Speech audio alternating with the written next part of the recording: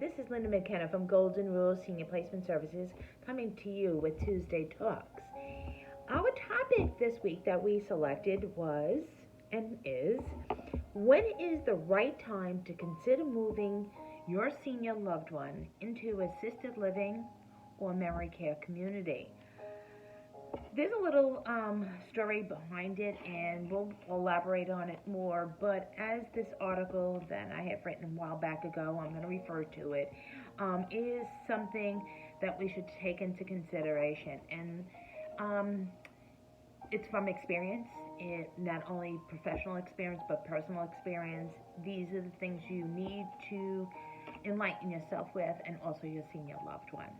The right time to consider moving your senior loved one into an assisted living facility or memory care community is mostly dependent on their health and safety needs and issues, and if your loved one is at risk of living in their own home and alone. It is always the right time to have a discussion with your loved one, especially when you have concerns of their health, safety needs, and issues of them being home alone. The timing truly becomes vital in having this discussion with your loved one before it becomes an imminent concern and situation and can get out of control. An assisted living facility or memory care community can provide the sense of security to you for your loved one's needs.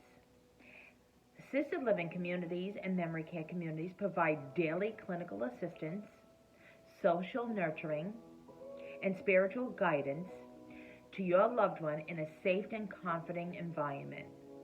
Your loved one will have assistance in their required level of care, maybe such as tasks as managing their medications, grooming, bathing, or dressing when it comes to too difficult of a task. These tasks are called ADLs, activities of daily living. And when these ADLs are compromised, the assistance of daily tasks adds to their quality of life. Some assisted living communities or senior living communities also offer special memory care services for those that have Alzheimer's and dementia. These specialized care services certainly give you, their caretaker, a peace of mind. Now, here are some cues of things that you want to consider with assisted living, senior living options. Medical emergencies, frequent falls, incidents, and near occurrences. Has this been happening repetitiously? Then it's something that you really need to intervene. A lot of the times there is dehydration, UTIs, especially when somebody's incontinent, that their medical emergency becomes a lot more not only physical but also mental.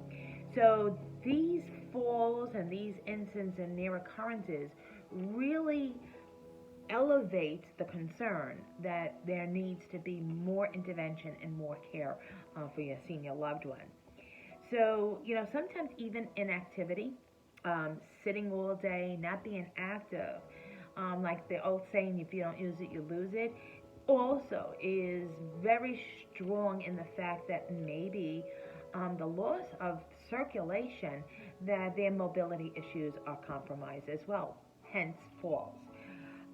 So these are the considerations. If you're seeing this is occurring quite a bit, then it's something to act upon now, before it gets imminent, when you really don't have choices, or it requires something more of a skilled nursing facility long-term, a nursing home. So we don't want to wait. Another item to consider is noticeable weight loss, bad hygiene, changes in appearance. When this was during COVID, a lot of us took that into consideration. They're home alone. So a lot of things were a little bit ignored about their appearances and their hygiene because they weren't getting out and about. But also, that should have been a concern, because that means they're probably not grooming themselves. They're not bathing repetitiously, which could provoke, urinary tract infections as well. But, are they eating well? If there's a weight loss because they're not getting the proper nutrition, and, selfishly, when somebody lives home alone, eating by yourself is kind of sad and depressing. So This is now an actual event, eating with somebody in a senior living community. It could be a large community, it could be something small with five other residents in it, but it's something now. It's encouraging to eat something nutritiously, of course, by dietary measures, but you're actually enjoying that task because you're doing it with somebody else. Changes in appearances is not only in the way they dress, but skin texture, bruising. You're seeing all those things that is very prevalent, that there needs to be having a discussion, that they are not safe at being home alone anymore. And it's not advisable medically also, because are we really certain they're taking their medications accordingly? And if they're not eating nutritiously, your body breaks down from that as well. So that's a major concern of these topics of having these conversations.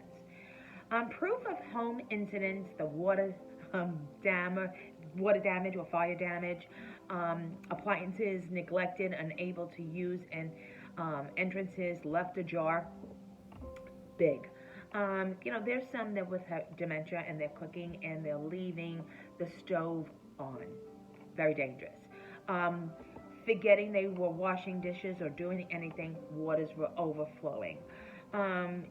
These are things because we're forgetting they're forgetting what they're doing, but it also could be damage to their environment as well too. It could start a fire. It could be a flood, and even the stuff that they have in their refrigerator might not be fresh.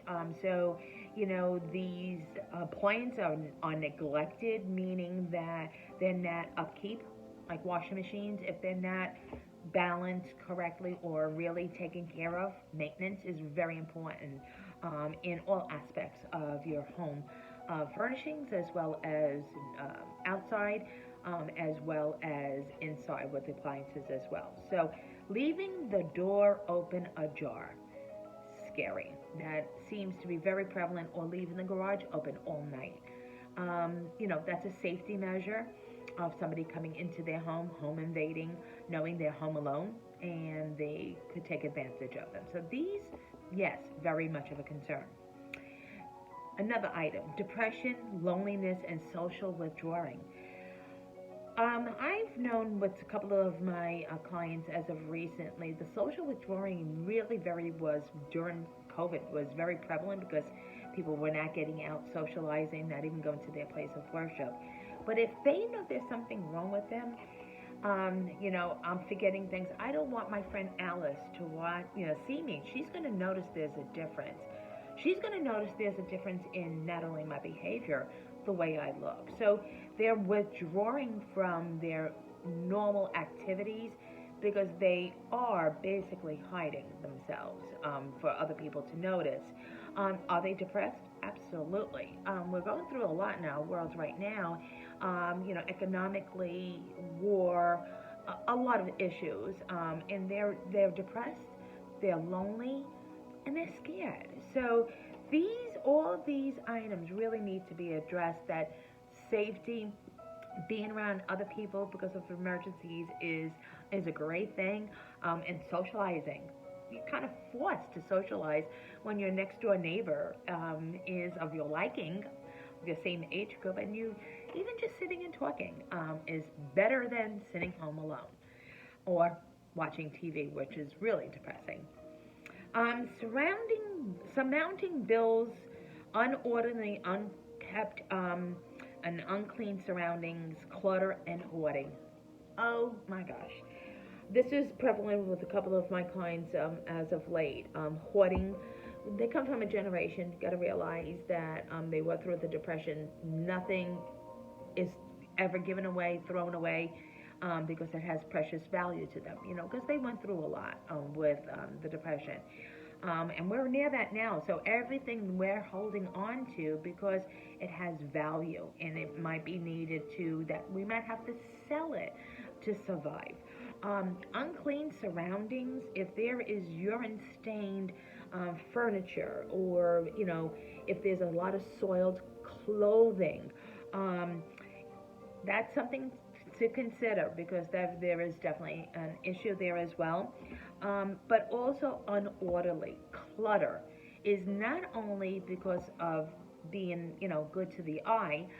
It is also an issue if there is clutter. It's mobility around the home tends to be obstructive views and obstructive walkways, and a lot of folks, that were prescribed a walker or a cane are not using it at home because they know the landscape at home. So if it's cluttered, guess how many more falls could actually happen?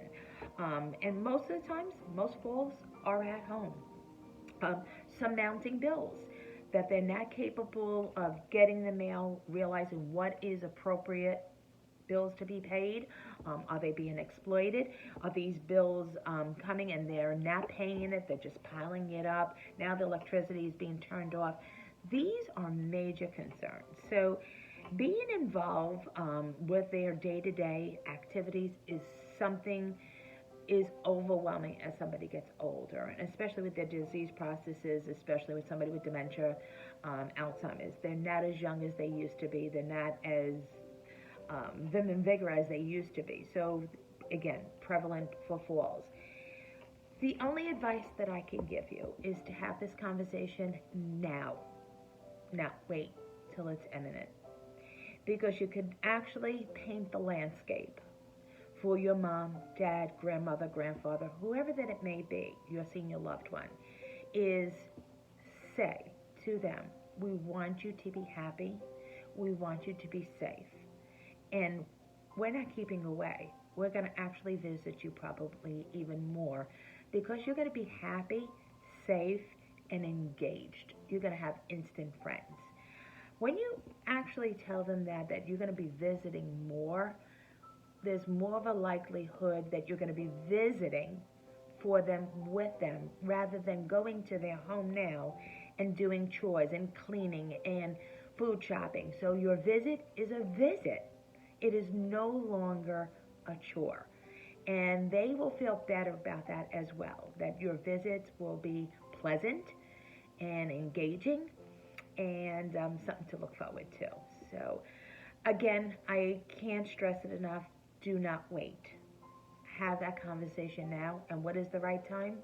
Right time is now to have that conversation.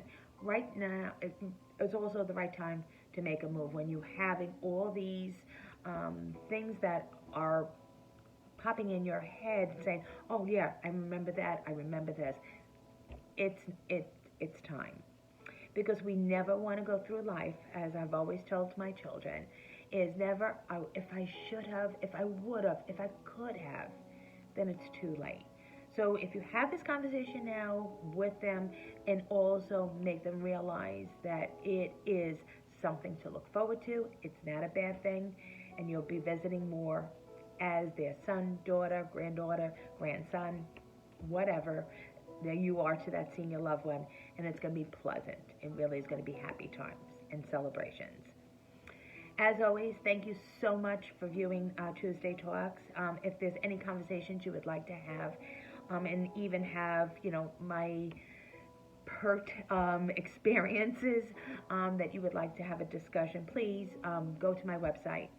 And everything is there for demographics. It is www.goldenruleseniorplacement.com. Not only is my bio there, there's my demographics, there's testimonials, the various options, resources, and of course, here, all my video talks as well, that you could go back in the libraries and see other talks as well.